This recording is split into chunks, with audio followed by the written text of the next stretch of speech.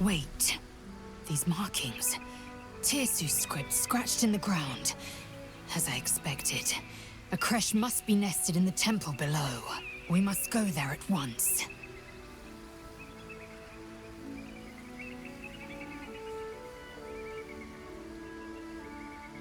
Chuk. Very well. But promise me we will return before our chance is lost, else I make my way there alone. Lead on.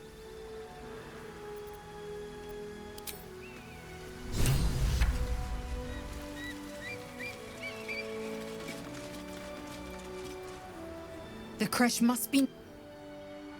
I understand much beyond your comprehension. More to the point, I know the cure for our condition. It is imperative we locate a creche. You do well to observe more and question less. One couldn't, and one shouldn't. Do as you like. The loss is not so much mine as yours.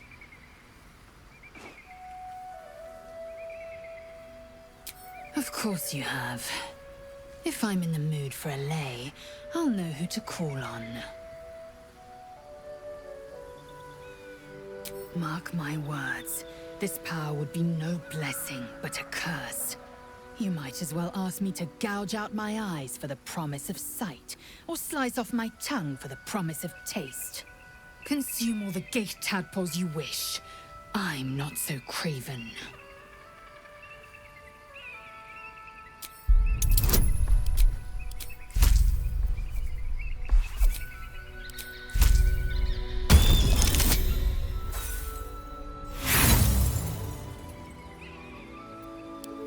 And when the tadpole has stretched to every pore and slithered through every vein, what then? It won't hear my screams. It won't care if I beg. I will be remade in its image. My faith in Vlaakith will guide me, and my own might will sustain me. I have no need of this depraved power.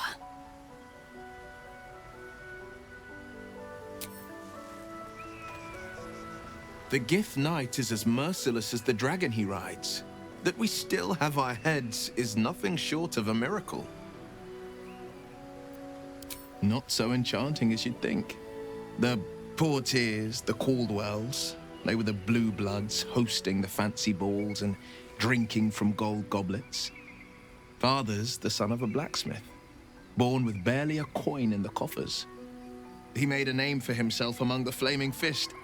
Brave as Baldur and stubborn as a deep Rothay. Daring, outspoken, but hardly posh. I spent more time dueling with father than I did rubbing elbows with lords. Not to say I didn't develop a taste for good wine and the talent for courtly dance.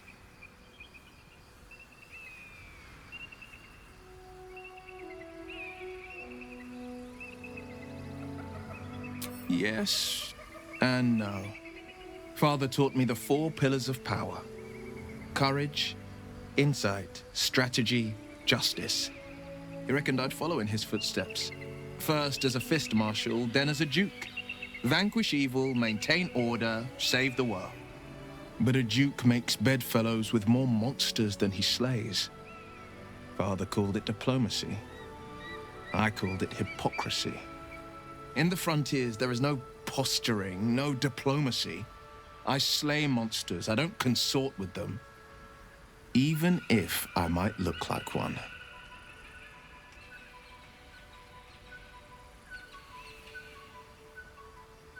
He brings to mind a story. The Devil with the Silver Tongue. An old fairy tale my father read to me. The kind with a hero, a villain, and a moral. A farmer made a deal with the devil, so the story goes. In exchange for the farmer's dearest fruit, the devil granted him a bottomless coin purse. The farmer's dearest fruit, naturally, was no apple nor peach, but his beloved daughter. We can learn a lot from fairy tales, don't you think?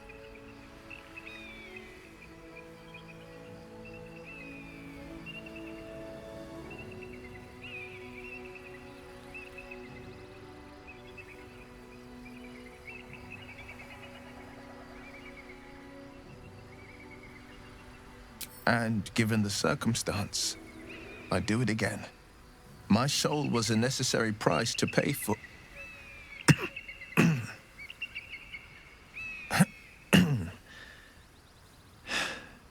You know I can't say more, but I can say this. I had but one road I could travel. For now, you have a dozen, 100, 1,000 to choose from. A road that leads to a devil is the very last one you should follow. My father once said, one does not pursue a champion's life. One merely answers its call. So it was for me. After my exile, I was hunting near the Cloakwood.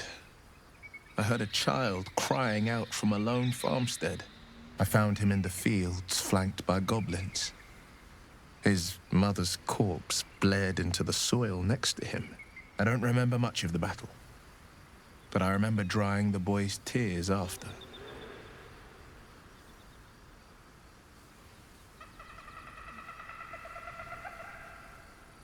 No, but he named me friend, and that meant the world. But what of the others? The children never saved, the cries never heard. In the boy's tears, I finally saw the suffering wrought by the villains of the wild. The frontiers demanded a blade, and so I heeded.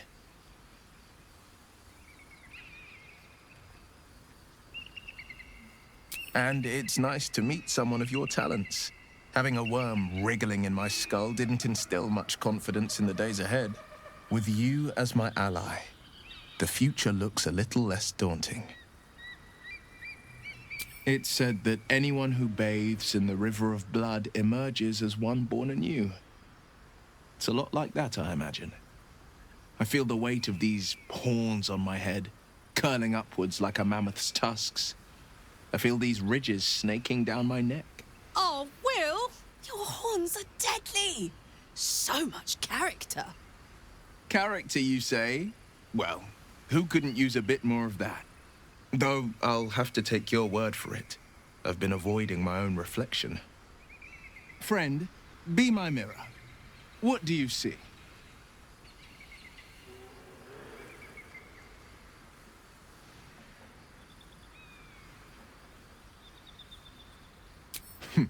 It's because you know the heart lurking under the horn. The people will see a curious, but I will slay their monsters, keep them safe. And one day they will see the Blade of Frontiers again.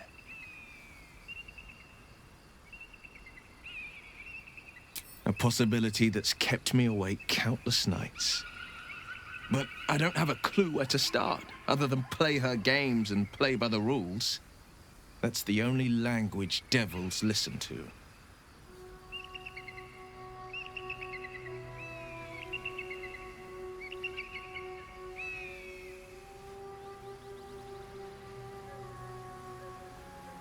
There could well be. She has the blighted thing. What I know of it is simply what has engraved itself upon my memory. My contract is very clear. I can bring Mizora no harm. She'll have to let me out of my pact willingly. The only way out is if I can out-bargain her. We're standing here with nothing but the clothes on our backs and the worms in our heads.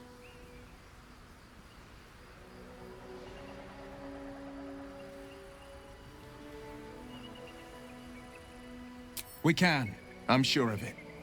How glad I am that you see me as more than my... Well met.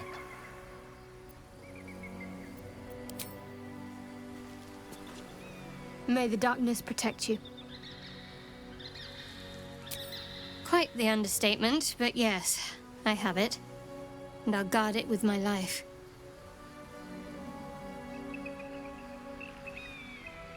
I was part of a group sent by my cloister. We were to take the artifact from the Githyanki and bring it to Baldur's Gate, no matter the cost. Though it turned out the cost was very steep. I was the only one of the group to survive. I took the artifact and fled, only to be ensnared by mind flayers before I could finish the mission. That's all I know. That's all I need to know. told you already. I surrendered my memories for the sake of the mission. Shah's secrets must be protected. Duty demands it. Once I fulfill my mission, I can have my memories restored.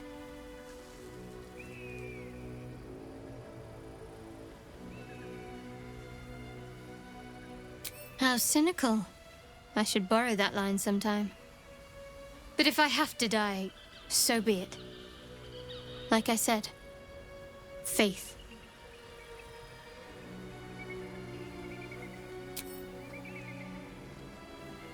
I was. He mentioned Dark Justiciars, and we've come across other signs of a Sharan presence during our travels. I'm not sure I can dismiss that as a coincidence. The wound on my hand. It never quite heals.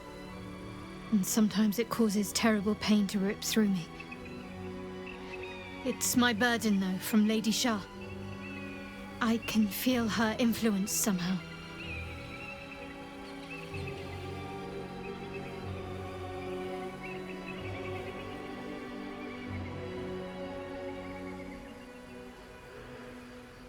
I don't think so, but you're sweet to ask. Maybe just be patient the next time you see me wince or cry out. It'll pass quickly enough. It always does. Pain is sacred to followers of Lady Shah. Pain will give way to loss and then to the peace of her eternal darkness. You can tolerate a great deal of suffering so long as it has meaning.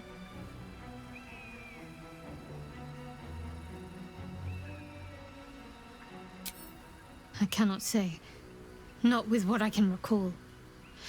But even then, it would not be for me to question her will. Lady Shah has her reasons.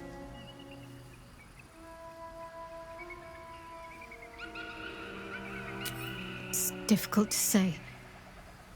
Sometimes I wonder if it's supposed to be guiding me, punishing me, testing. I'd like to hope there's more to it than that. Some meaning that Lady Shah will reveal to me when the time is right. Until then, I'll try my best. But secrecy is ingrained in me. Lady Shah considers it greater protection than any shield or armor.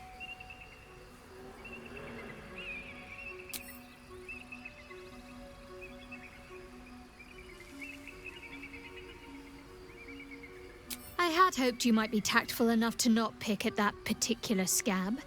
Seems I was mistaken. My lady and your Moon Witch are at war, so naturally we're enemies. But enemies with a common purpose, for now. As long as we have use for each other, I can bite my tongue and stay my blade. I don't see what more needs to be said on the matter.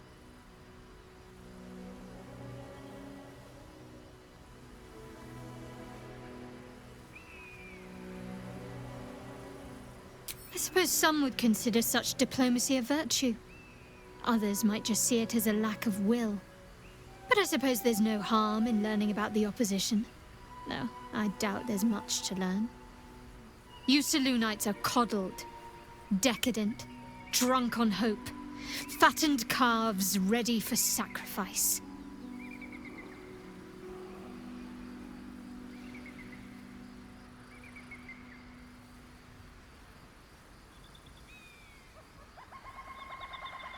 How so? Are you taught to churn your own butter while barely out of swaddling? Nothing Selûne asks of you can compare to the tests that Lady Shah's children endure.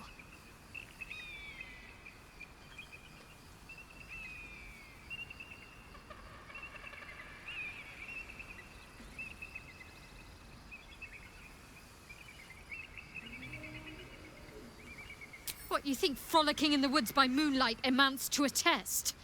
That's nothing. That's just a childish thing. I don't want to hear any more of it. We've spoken enough of this. I cannot allow your misguided beliefs to poison my mind.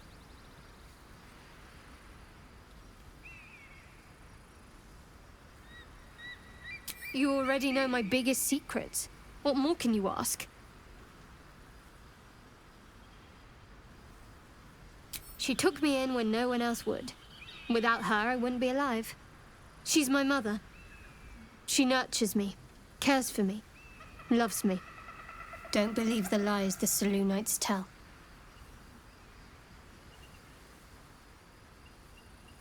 What, besides my life's calling and the greatest problem I've ever faced? Well, I like night orchids and can't swim. Is that the sort of thing you meant?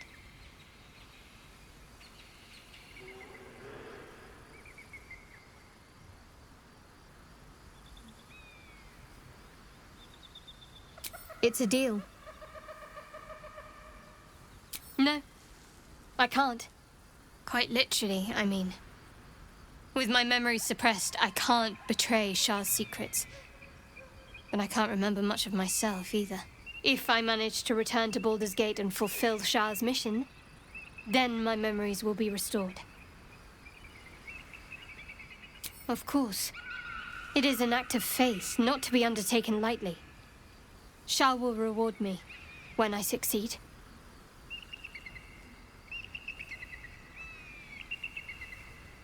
All that's happened.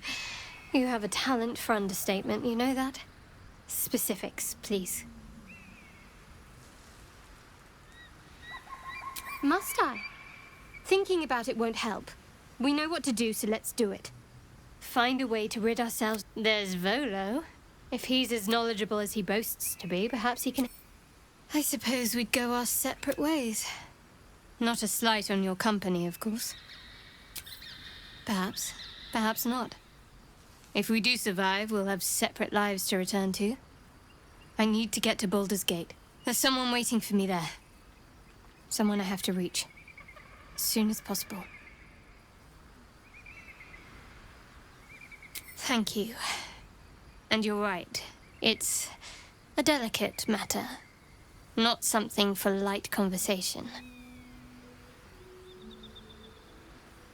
I suppose some would commend our actions. Goblins would have razed that whole place to nothing if it weren't for us. No excuse to rest on our laurels, though. We've still got our own problems to contend with. How are you holding up? Don't be so modest. I can't remember the last time I met someone like you. Perhaps I never did. And never will again.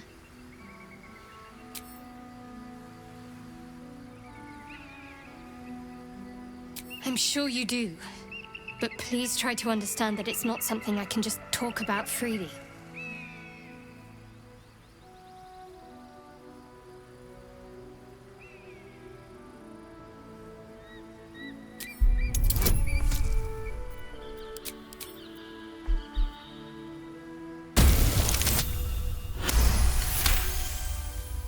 Very well. Perhaps there's potential in you. Let's see how you handle this.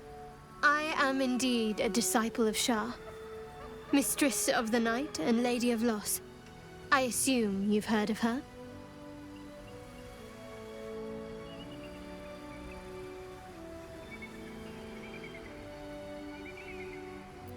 My Lady Shah is the Night Singer, the patron of darkness and loss.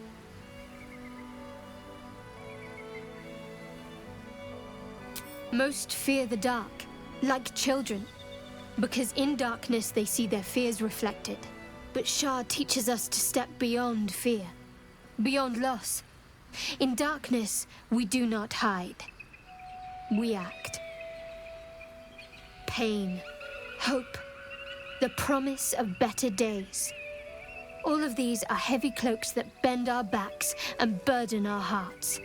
We shed those cloaks. Before Shah, we stand gloriously naked, beyond the vanities of mortals.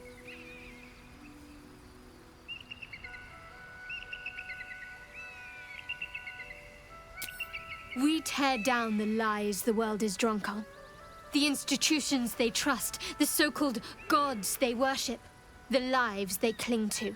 We destroy false idols, topple corrupt organizations, fight heretics wherever they're found. There's often suffering, death even. Many people break before they embrace Shah's truths.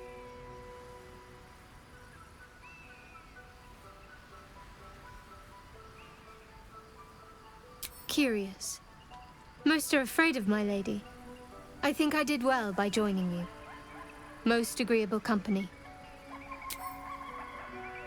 Fine. What's on your mind? On one hand, they seem useful.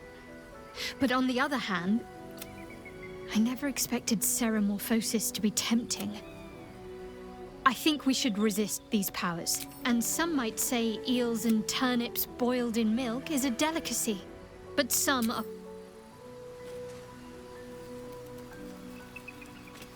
That contraption's a hot ticket item. Might not be our last scrap for its sake. The year, 10 Air. The place, sleepy little town called Baldur's Gate. Our hero, Karlak, a knock-knee delinquent from the outer city with everything to give and nothing to lose. I was a kid looking for a way to fill my days and make some cash when I fell into the wrong crowd. Worked for a guy I respected. A lot. Turns out the feeling wasn't mutual. Through the jigs and the reels, he made a deal with Zariel behind my back. You know Zariel, right? Archdevil of Avernus. She put this thing in my chest and set me to work. Well, to war. I learned quick how to stay alive. And the engine served me when it came to killing devils. 10 years of that. The stories I could tell.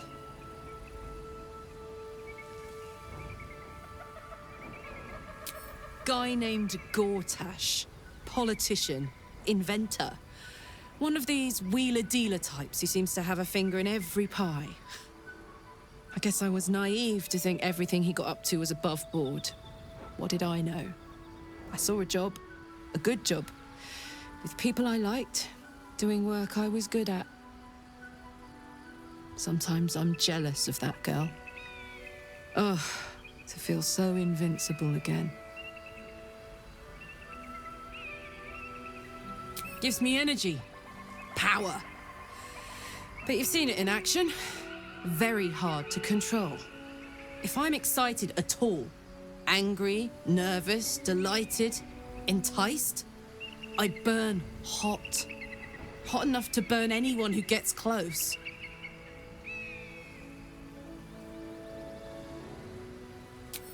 Agonizing. God's what I wouldn't give for a hug. A pat. Anything. You've never met anyone so desperate for a hug as this one right here. Pathetic perhaps, but true. It's my lot to bear, and I bear it badly. Ah, well. Can't have it all, can you? Not today, at least.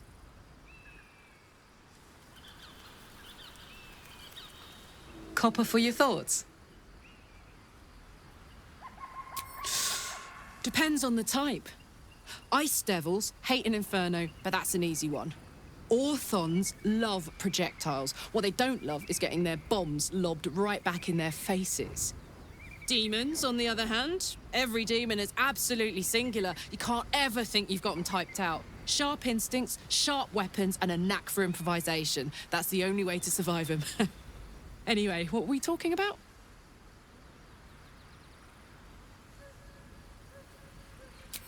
First things first, I need to get this engine tuned up. Thing's powerful, but it's been feeling volatile ever since I left the Hells. Can't be too hard to find an infernal mechanic round here, right?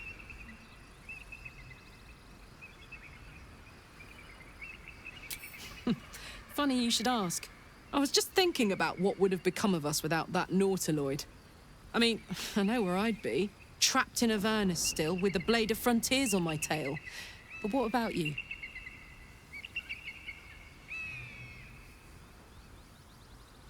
It's hard to picture, honestly. That Cazador could never beat you in a fair fight. Not the Astarian I know.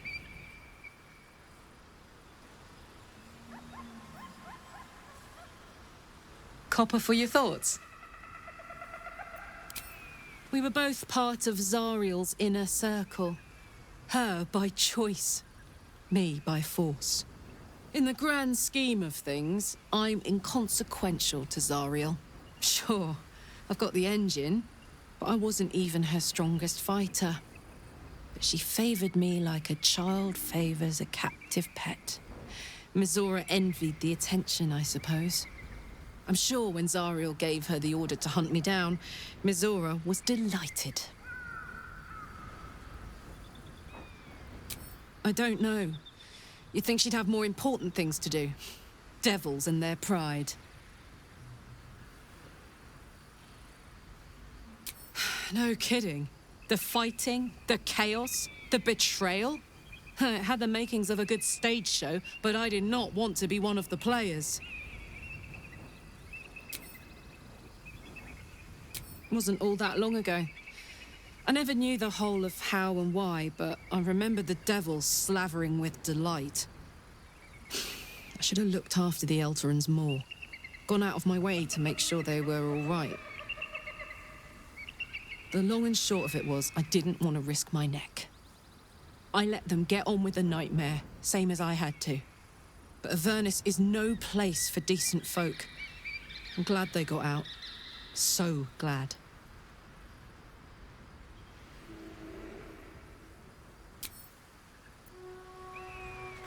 Githyanki patrolling these wilds is an unexpected surprise. Whatever they seek, they'll not hesitate to kill us if we stand in their way. The instructions were easy enough, weren't they? If slightly elaborate. I find that a healthy amount of theatrics, a voice from the beyond, a magic flute, a friendly, if highly combustible magma method, tends to make for a more compelling case. If nothing else, I'm sure I piqued your curiosity.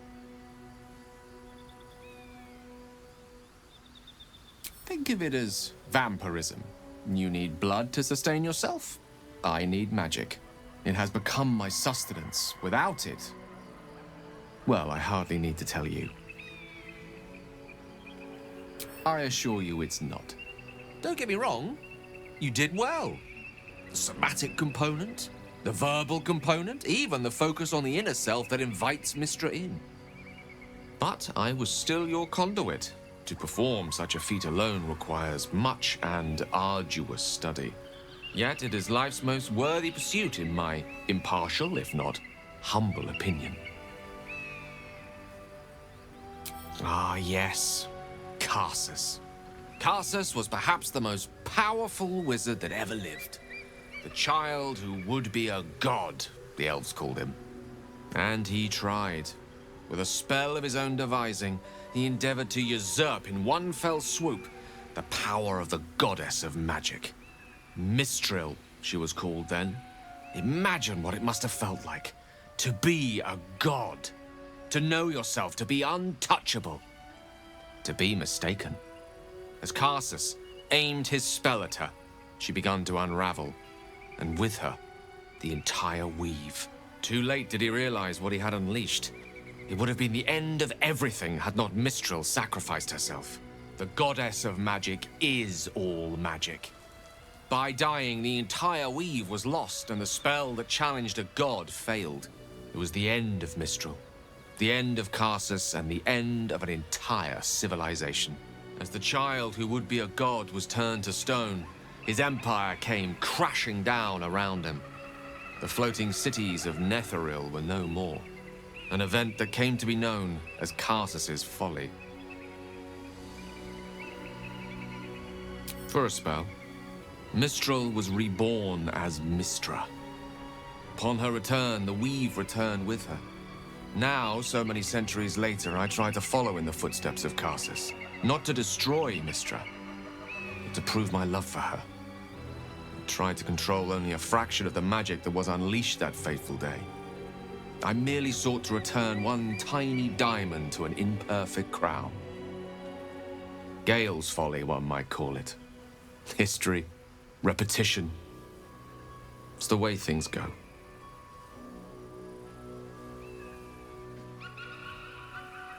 If it should ever come to that, if I ever know I am no longer able to stop it, I will do anything I can to ensure no one but me pays for my mistakes.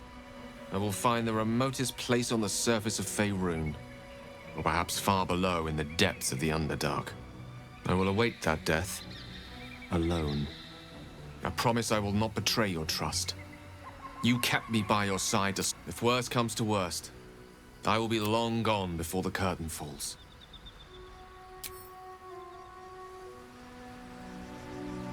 How can I help?